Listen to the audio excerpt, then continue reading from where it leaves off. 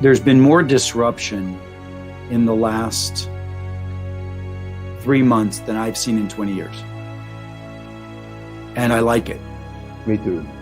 As I teach people what that process is. Chapter 1, it gets people to understand who's your damn team. He's gonna have me lying on the couch and crying. That's what he said to me. He said, that's my job. I'm gonna have you lying on the couch crying. So to transform like an alchemist, like a phoenix, I transformed my karma rejection into my purpose. Yeah. Maurice, anything you're involved in is called co-elevation. You're one of the most beautiful souls, and you're just making such a big impact in the world. Breaks down. Wisdom is fuel for the mind, and the mind is the creator of your life. That's why it's the most important thing. I'm here to awaken you. I'm not here to entertain you. I'm here to transform you.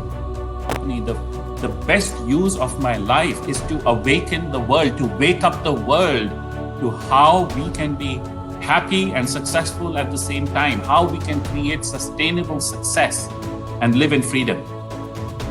It was a beautiful match because Peter's philosophy of exponentialism and abundance matched with my philosophy of workforce co-creation. And the word that I created over time, I call it co-elevation, a commitment of people to go higher together. These various areas, your job is not to worry about what you control. Your job is to be the Sherpa and the leader without authority that allows a brilliant set of individuals to create exponentialism. And then what I do in the book is I teach people what that process is. Chapter 1, it gets people to understand who's your damn team. Your team is not who reports to you. Your team is who you need to get the job. So first of all, I think all humans, because as Maurice will say, we are all animals of the human species seeking our tribes. I know that Maurice believes that. And my job and what I've been doing for the last 20 years is helping awaken teams to realize that they're not sitting as coexisting members of a group trying to get things done, which is what most teams do. Some teams sit as competitive members of a group trying to get things done, right? I mean, that's the worst part. But most sit in coexistence. I tried to get to group, and what I coach my teams to do is I coach my teams to realize that they are sitting as a tribal unit and they're responsible for getting across the finish line together. Sort of like the US Marines, we don't leave anyone behind.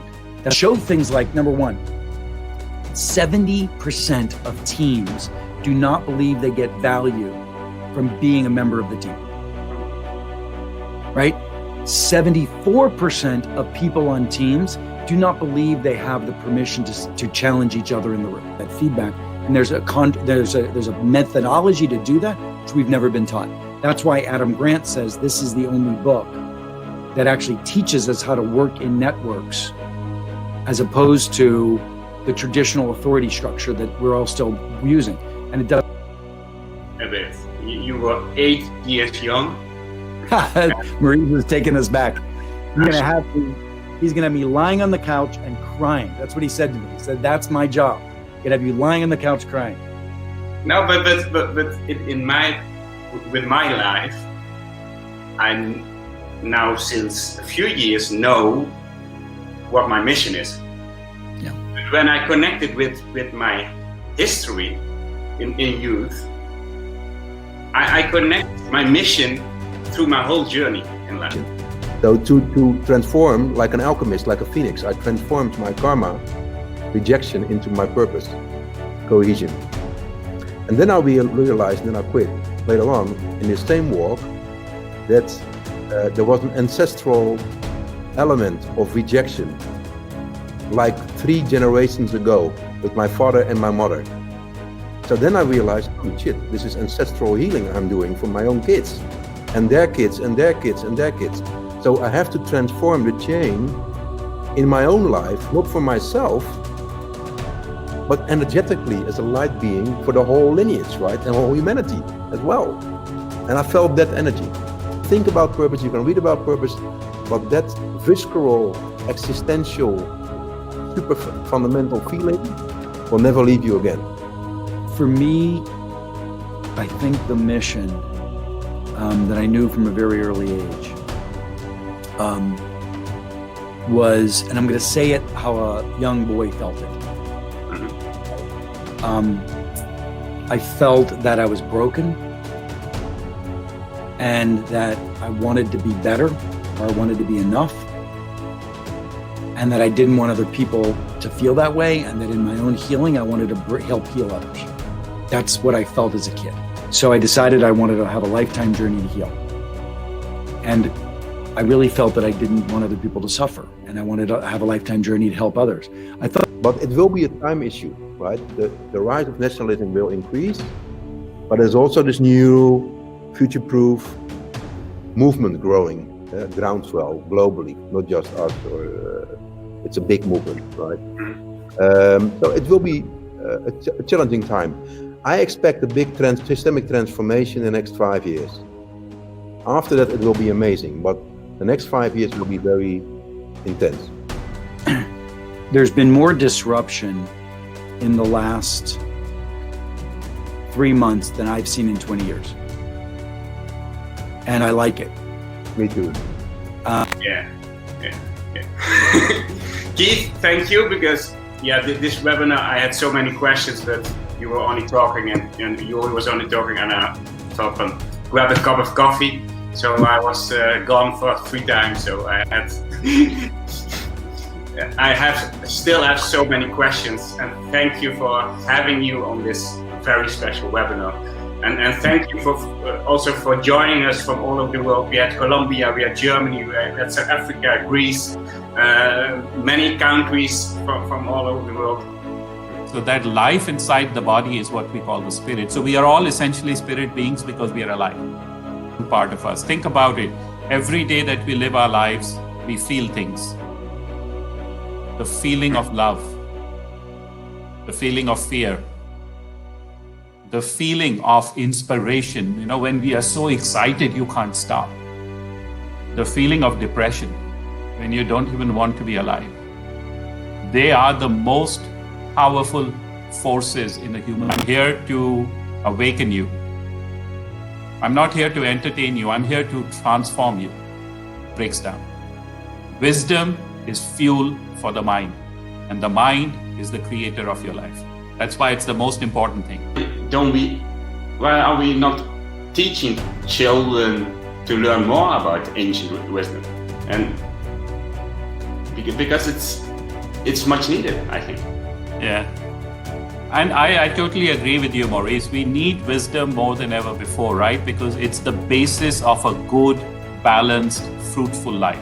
So we human beings. What drives human beings is actually emotions. We are driven to motion by emotion. We are seeking happiness. We are seeking fulfillment. We are seeking love. We are seeking excitement.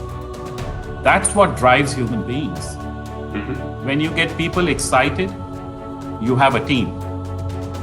When you get people fearful, you have enemies, the opposite of a team. Mm-hmm. So what drives us is emotions. And wisdom allows us the ability to create that happy emotions in our life, in our relationships, in our work. So it must be taught to all children, and surprisingly, it was at one point of time. I give a warning to everyone listening today. I'm here to wake you up. I'm here to make you elevate your life, your thinking, your living. I'm here to share the truth.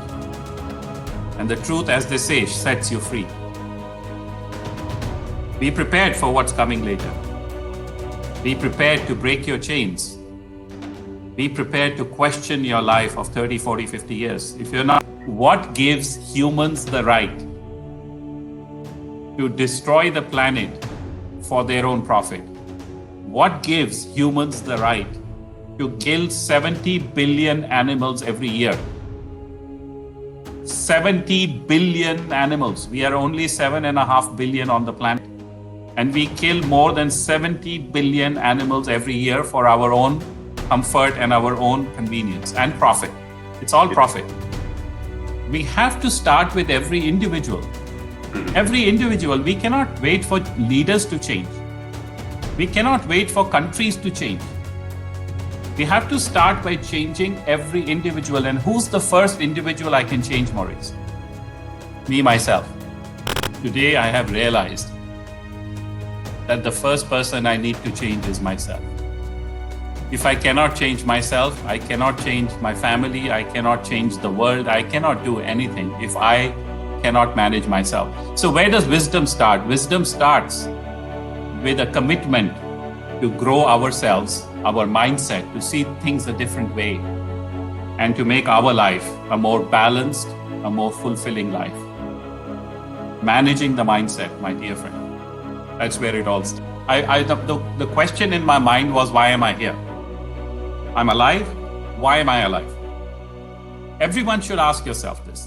Everyone listening to me should ask yourself this question. What is the purpose of your life? The best use of my life is to awaken the world, to wake up the world to how we can be happy and successful at the same time, how we can create sustainable success and live in freedom. But ask yourself this question. What's the best use of my life and time on this planet? What's the best use of my life and time on this planet? And if you find that answer, and you must find that answer, it will change your life. Very simple, Maurice. Let us learn from nature. Nature teaches us that we have eyes only in the front of our head. We don't have eyes at the back. And the reason for that is very simple. We are meant to look forward. We are not meant to look back. So let me use that as a metaphor for telling everyone that you should not ever walk backwards. Because when you walk backwards, you're preparing for an accident. We have come forward 3 months, 4 months, in some places 6 months. You know, the COVID-19, they say it started in November, December, 6 months, right? We have come forward 6 months. Do not walk back to your old life. Do not walk back to the old you. Look ahead to create the life that you wish for yourself and for your family in the future. A life of fulfillment, a life of peace, a life of integrity, authenticity, a life where you manage your mind and you discipline your desires. And I promise you, if you have the wisdom to do that, if you have the wisdom to live such a life, this planet will be a beautiful place. And if we can all do that, this planet will be heaven on earth. But it starts with the first person that you need to change, and that is you. All of us have a responsibility to work on making ourselves better human beings. We only have a short time on this planet, and we are guests here. Leave this planet as a good guest. Don't leave it as a bad owner. Leave this planet, leave the people in your life so that they thank you for being with them. Not that they curse you forever or either. So start with the first person that you need to change, and that is you yourself. And that is wisdom. What is my best use and my best contribution of my life and time on this planet? And give away your best. Give away your best value. Give away your best contribution, so that when you die completely empty. You have given away everything that was inside you. And that's the way to do it. And that's what we call co-elevation, is it? Maurice, anything you're involved in is called co-elevation. You're one of the most beautiful souls, and you're just making such a big impact on the world.